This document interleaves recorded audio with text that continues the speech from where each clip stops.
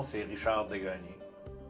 Mon histoire, c'est toujours difficile quand on a beaucoup d'années de ces problèmes de dos-là derrière soi. C'est toujours difficile de mettre un point sur où ça a commencé.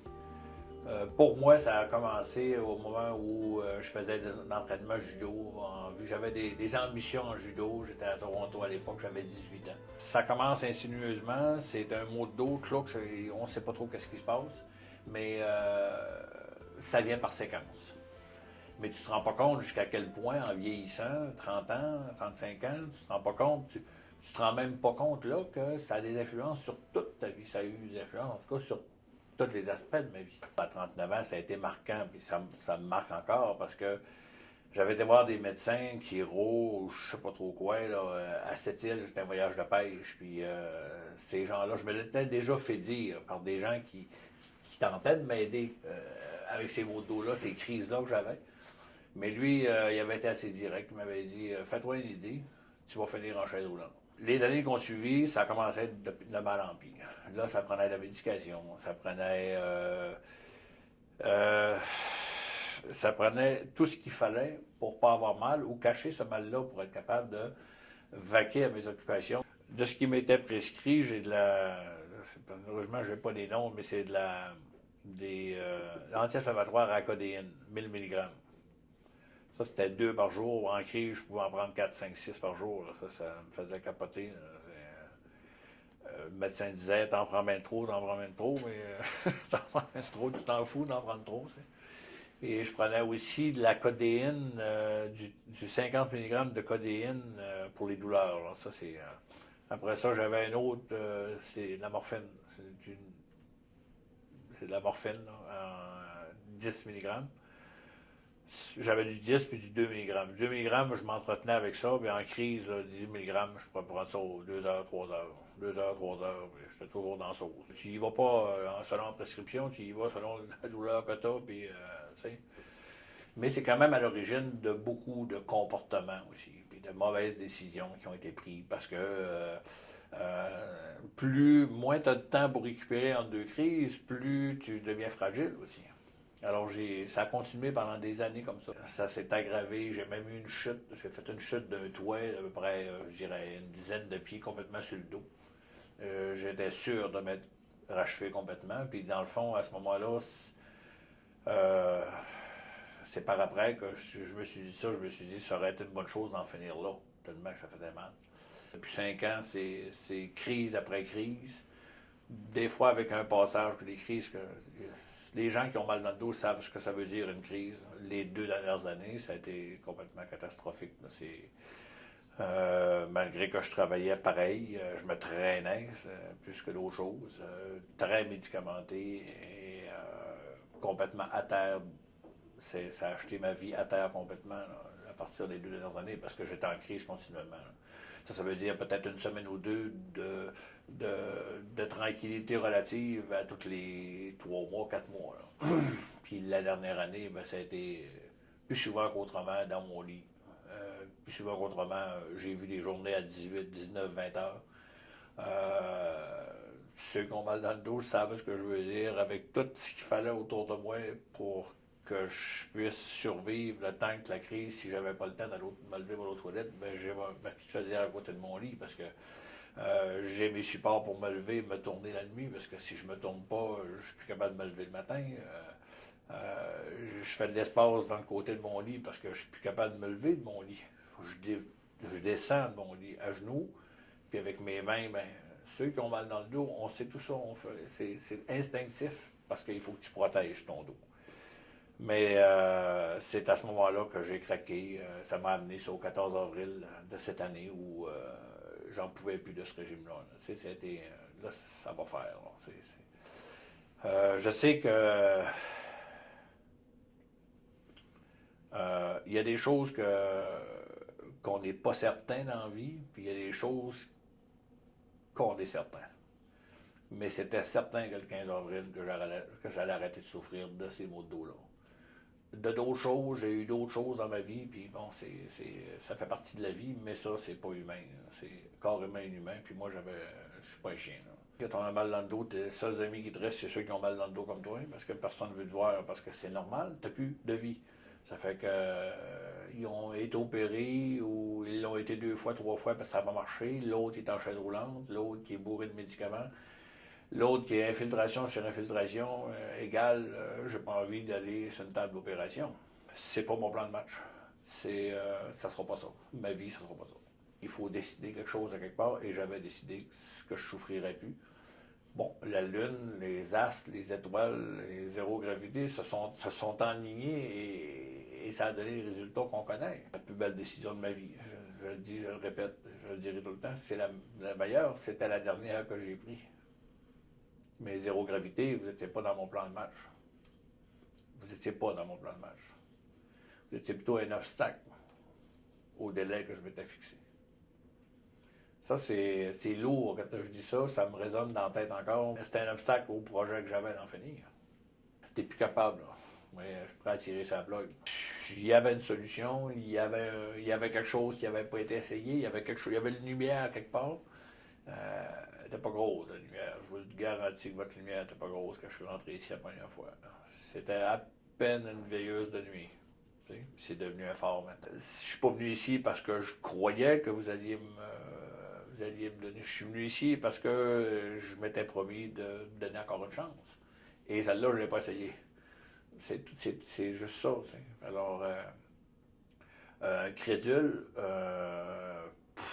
bien sûr.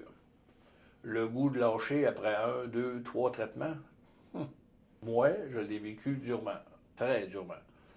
Mais est-ce que ça valait la peine? Bien, ça valait la peine.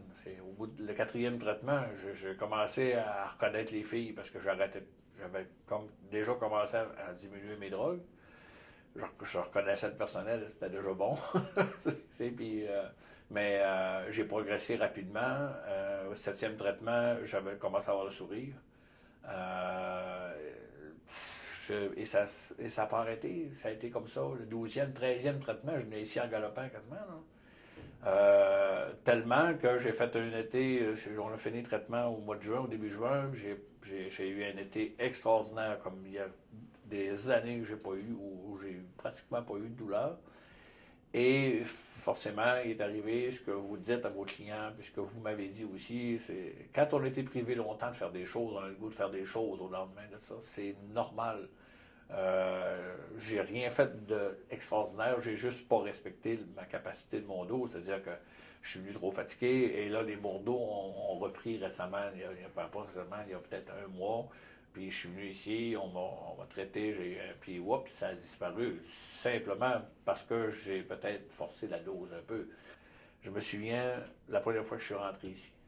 Puis je l'ai exprimé, je savais pas trop comment l'exprimer, mais j'ai trouvé quelque chose d'original, je pense.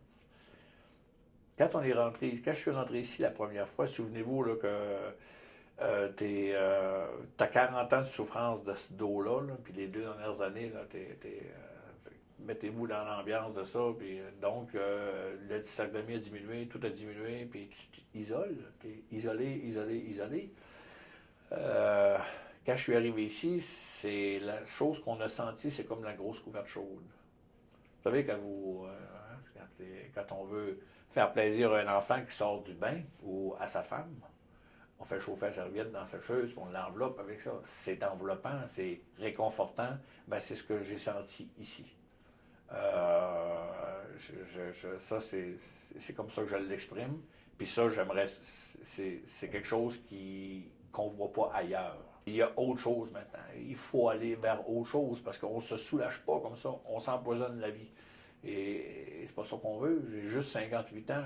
J'aimerais ça avoir quelques années encore pour avoir de la mobilité, puis faire ce que je veux, puis je réussis, puis ça va bien parce qu'il faut faire ce qu'il faut, puis on a eu la chance de connaître ces soins-là. Je suis un homme reconnu pour avoir du caractère.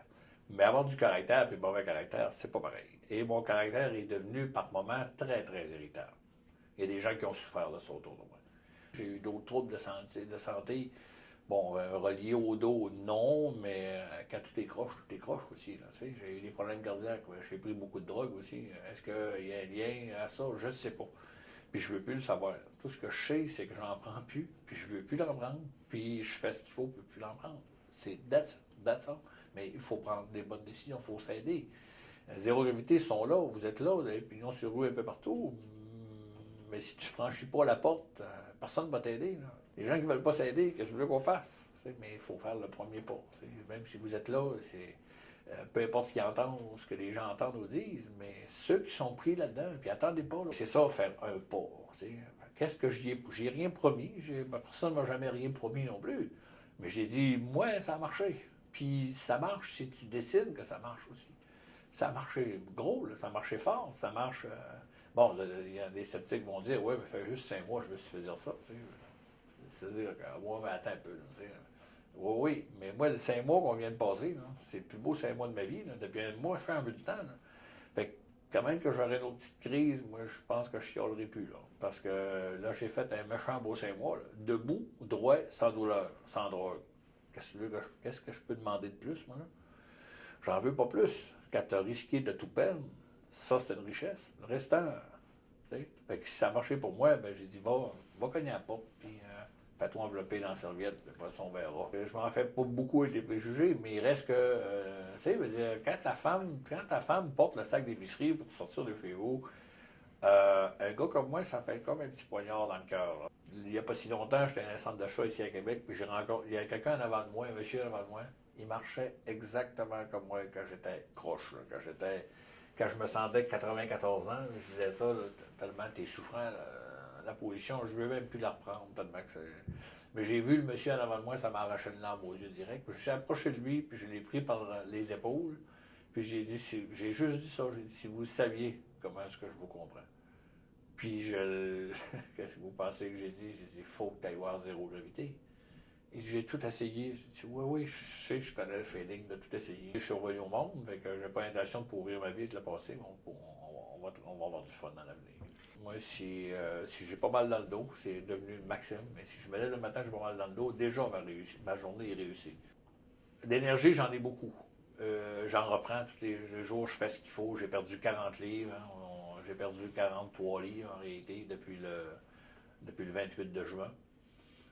Parce que votre médecin m'avait dit, tu vas perdre du poids. Le médecin m'avait déjà dit, il faudrait que tu perdes du poids. J'ai dit, écoute, là, c'est justement probablement dans une période où mon caractère était pas bon. Je lui ai dit au médecin, j'ai dit, écoutez, là, j'ai dit, c'était une femme qui est mon médecin, puis j'avais dit, vous avez eu des enfants, vous? Elle a dit oui. Mais j'ai dit, vous savez, j'ai dit, pareil que dans le monde médical, quand tu as une pierre sur les reins, c'est l'équivalent de la douleur d'une femme qui accouche. Moi, j'en ai eu 2 pierres sur les reins. Une qui a passé par des voies naturelles, l'autre, j'ai été opéré, c'est correct, je connais la souffrance de ça aussi. Mais je vais vous donner une idée de ce que c'est la souffrance dans le dos. J'ai dit, si j'avais à choisir entre une pierre par semaine sur les reins, puis plus de mal dans le dos, je choisirais la pierre sur les reins. C'est-tu correct, ça? Je pourrais accoucher tous les jours. Moi. Fait qu'elle a compris qu'il ne fallait pas me parler de ça. C'est quelque chose que je pouvais, je ne veux plus entendre parler de ça. Faire l'exercice, ben là, tu peux pas faire d'exercice. Tu n'es pas mobile, tu as de la misère. La dernière crise que j'ai faite, c'est en jouant au billard. J'étais en train de jouer au billard, j'ai tombé d'une face à terre. Maintenant que l'hémorragie est arrêtée, maintenant que je peux me fier un peu plus sur mon dos, dans le sens que je fais des choses, puis ben, je veux essayer d'aller maintenant plus dans le conditionnement de mon dos. J'ai un rêve dans ma tête, mais c'est un rêve qui est encore pour le moment inatteignable parce que c'est impensable. Là. Mais on a le droit de rêver. Moi, la marche, c'est pas quelque chose qui me passionnait vraiment. Mais c'est quelque chose que j'ai envie de changer. Alors, je commence à faire des recherches pour faire la route de Compostelle. Je sais, on est tous sceptiques, puis c'est correct. Faut... En fait, les gens, ils suivent ce qui marche. Ils suivent les résultats, ils ne suivent pas le blablabla. Les résultats. Qu'est-ce qui fait que je suis ici aujourd'hui? Parce que j'ai eu des résultats. Et j'ai décidé de changer ma vie. Je vais revenir ici régulièrement, c'est sûr, parce que c'est ma solution. Moi, ça m'a réussi à 100%. Fini le joueur, là. Même pas le matin, même pas l'après-midi, même pas le soir en me couchant, il n'y a rien. En autant que je respecte la capacité de mon dos. vous saviez comment dans une semaine, je peux parler de zéro gravité, puis on me pose des questions. Je dis, même si je t'en parle jusqu'à demain, puis jusqu'à moi, connu ça, mais vas-y. Si tu y vas pas, si tu franchis pas la porte, il se passera rien. C'est juste encore un autre quelqu'un qui parle de quelque chose, mais franchis-la. Cloc, cloc, cloc. Appelle. Fais faire quelque chose. Quand on se sent dans sa couverture chaude, c'est comme ça. C'est l'ouverture, c'était ça. J'ai eu des inquiétudes, on m'a rassuré, on m'a jamais compté quelque chose qui ne s'est pas produit, c'est du concret, il n'y a pas de miracle, il y a une logique, on l'explique, mais je peux vous garantir que personne n'a envie de vivre ça, cette douleur comme ça. La fameuse échelle, moi je dis toujours, il y a deux échelles, de 0 à 10. Hein. 0 étant, ça dépend toujours. 0 à 10 dans l'échelle bas niveau, mais il y a 0 à 10 dans l'échelle plus tolérable. Mais moi, je peux vous dire que je suis allé topper dans la 11. Où tu as vraiment l'impression d'avoir un grand coup d'âge. Comme on voit des fois, on voyait des têtes coupées dans l'ancien temps. Tu sais, là. Mais moi, j'avais l'impression qu'il y avait un bourreau qui me coupait ça drette là, à l'arrière du dos. Là. Il n'y a rien pour. C'est ici pour ma vie. Je ne veux plus jamais prendre ces drogues-là. Mais j'en ai consommé ben trop dans ma vie, puis ça a attaqué d'autres choses. Puis ma santé n'est pas ce qu'elle était, puis bon, ben, mais c'est le passé. Je peux dire aujourd'hui, puis sans peur, il n'y en a plus, c'est fini, c'est terminé. Je me bats contre mes propres peurs de ne pas tomber dans mes patterns, mais pour ça, j'ai juste à faire prendre soin de mon dos. Moi, c'est mon dos qui me guide, puis tant que mon dos va bien le matin, puis je me couche le soir, puis il va bien, le lendemain, il n'y a pas de raison d'aller mal. Hein? Fait que c'est un peu, je me consacre à ça. Puis je me consacre à aider les gens à sortir de ce cercle vicieux-là. J'ai réussi à le faire, pas tout seul, mais il faut se donner toutes les chances possibles. Faut vraiment être décidé de dire, je change ma vie. Puis ça se fait. Il y en a qui le font à 30 ans, moi je l'ai fait à 58 ans. J'ai complètement changé ma vie. Le professionnalisme de zéro gravité, c'est remarquable. C'est remarquable. J'en ai eu mon argent. Avec vous autres, ça c'est quelque chose que vous devez vous féliciter aussi. Les services, c'est un, mais la façon dont on l'offre au public, aux gens, ça c'est deux. Puis c'est louable ce que vous faites. C'est très, très louable.